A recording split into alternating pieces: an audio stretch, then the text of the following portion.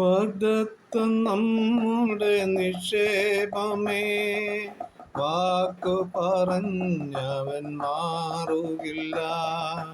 വാഗ്ദത്തം നമ്മുടെ നിക്ഷേപമേ, വാക്കു പറഞ്ഞവൻ മാറുകില്ല. വാനവും ഭൂമി മാറിടുമേ, വചനങ്ങൾക്കോ ഒരു മാറ്റമില്ല. വാനവും ഭൂമി മാറിടുമേ, വചനങ്ങൾക്കോ ഒരു മാറ്റമില്ല. നിനക്കായി കരുതും അവൻ നല്ല യോഹരി. കഷ്ടങ്ങളിൽ നല്ല തുണയേശു, കണ്ണുനീരവൻ തുടയ്ക്കും. കഷ്ടങ്ങളിൽ നല്ല തുണയേശു, കണ്ണുനീരവൻ തുടയ്ക്കും.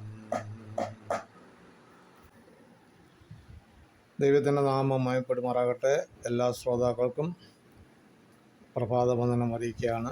ഇന്നത്തെ ചിന്തയ്ക്ക് യോഹന്നാന്റെ സുവിശേഷം 1-ാം അധ്യായം അതിൻ്റെ 12-ാം വാക്യത്തിൽ പറയുന്ന പോലെ, യേശുവിനെ കൈക്കൊണ്ട് യേശുവിൻ്റെ നാമത്തിൽ വിശ്വസിക്കുന്ന ഏവർക്കും ദൈവമക്കളാകുവാൻ ദൈവം അധികാരം കൊടുത്തു എന്നുള്ള ആ വിഷയത്തെ ആസ്പദമാക്കി നിത്യതയുടെ അവകാശികൾ ആരെന്നുള്ള ഒരു വിഷയമാണ് നിങ്ങളെ ഓർപ്പിക്കാൻ ആഗ്രഹിക്കുന്നത്. യോഹന്നാന്റെ സുവിശേഷത്തിൽ അവസാന ഭാഗത്ത് വരുമ്പോൾ തിബരിയാസ് കടൽക്കരയിൽ നിന്നുകൊണ്ട് യേശു ചോദിക്കുന്നു, കുഞ്ഞുങ്ങളെ കൂട്ടുവാൻ വല്ലതും ഉണ്ടോ? 3.5 വർഷക്കാലം തന്നോടൊപ്പം നടക്കുകയും ശുശ്രൂഷകളിൽ പങ്കെടുത്ത് അത്ഭുതങ്ങളും അടയാളങ്ങളും കാണുകയും അവരിലൂടെ തന്നെ വീര്യപ്രവർത്തികൾ നടക്കുകയും ഒക്കെ ചെയ്താണ്.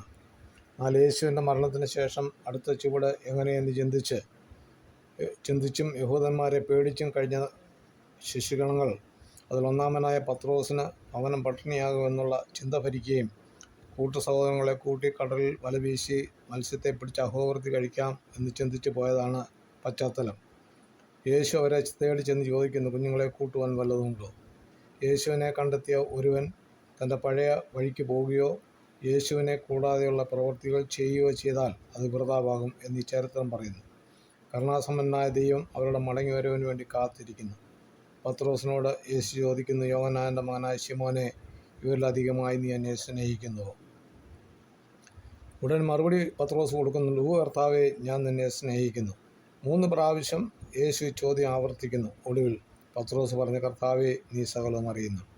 അങ്ങനെ പറവാനുണ്ടായ കാരണം, കരം കൊടുക്കുവാൻ പണമില്ലാതെ വന്നപ്പോൾ യേശു പത്രോസിനോടാണ് പറഞ്ഞത്, നീ കടലിൽ ചെന്ന് ചൂണ്ടൽ ഇട്ട് പിടിക്കുന്ന മത്സ്യത്തിൻ്റെ വയറിൽ ചതുരമ പണമുണ്ട്, അതെടുത്ത് നിനക്കും എനിക്കും കൂടെ കരം കൊടുക്കുവാൻ. മത്സ്യത്തിൻ്റെ വയറ്റിൽ ചതുരമ പണം ഉണ്ടെന്ന് മനസ്സിലാക്കിയ കർത്താവിൻ്റെ മുമ്പിൽ ഞാൻ നിന്നെ സ്നേഹിക്കുന്നു എന്ന് പറഞ്ഞാൽ എത്ര വാസ്തവമുണ്ട്. അതാണ് താൻ പറഞ്ഞ, കർത്താവെ, നീ സകലവും അറിയുന്നുവെന്ന്.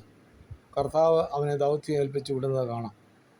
അങ്ങനെ എങ്കിൽ യെശയ്യാവ് 26:20 എൻ്റെ ജനമേ, വന്ന് നിൻ്റെ അറകളിൽ കടന്ന് വാതിലടയ്ക്കുക, ക്രോധം കഴിഞ്ഞു പോവുകയോളം അല്പം നേരത്തെ കുളിച്ചിരിക്കുക.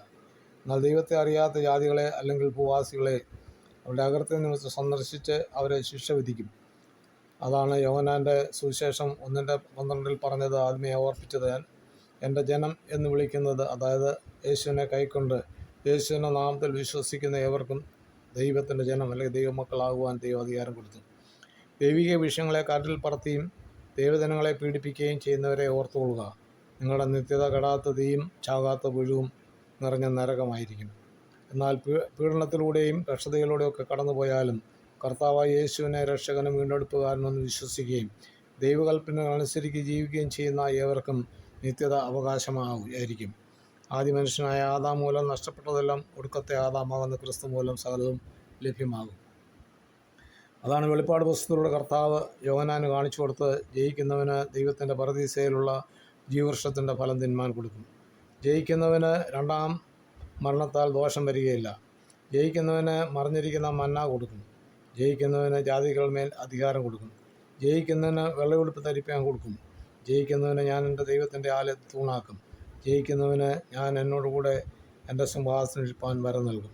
നിത്യത വാഗ്ദത്തം ചെയ്ത അരുമനാഥനായ നമ്മുടെ കർത്താവ് വാഗ്ദത്തങ്ങൾ തൻ്റെ ജനത്തിന് അവകാശമായി കൊടുക്കും. അയാൾ നിത്യത ഉറപ്പുവരുത്തുക പൂർവ്വപിതാക്കന്മാരായ ഭക്തന്മാരെല്ലാം അവരുടെ എല്ലാം പ്രത്യാശ ഒന്ന് മാത്രമായിരുന്നു, എൻ്റെ ദേശം ഇവിടെയല്ല എന്നുള്ളത്.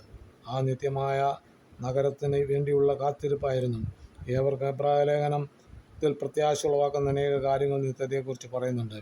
ദൈവം അനുസരണം കെട്ട ഇസ്രായേൽ ജനത്തെ നോക്കി, മോശം മിസ്രയീമിൽ നിന്ന് പുറപ്പെടുവിച്ചു കൊണ്ടുവന്ന ജനങ്ങൾ അനുസരണക്കേടും മത്സരവും പിറുപിറുപ്പും ഒക്കെ നടത്തിയപ്പോൾ യഹോവ പറഞ്ഞു, ഇവർ എൻ്റെ സ്വസ്ഥതയിൽ പ്രവേശിക്കുകയില്ല എന്ന്. ഈ വാഗ്ദത്തം ഇന്ന് ശേഷിക്കുകയാണ്. നിത്യതയുടെ വാതിൽ അടയും വരെ ഈ വാഗ്ദത്തം അനുസരിക്കുന്നവർക്ക് വേണ്ടി ശേഷിച്ചിരിക്കുകയാണ്. ആകയാൽ പ്രിയ ദൈവജനമേ, നിത്യതയ്ക്ക് വേണ്ടി പ്രത്യാശയോട് കാത്തിരിക്കാം.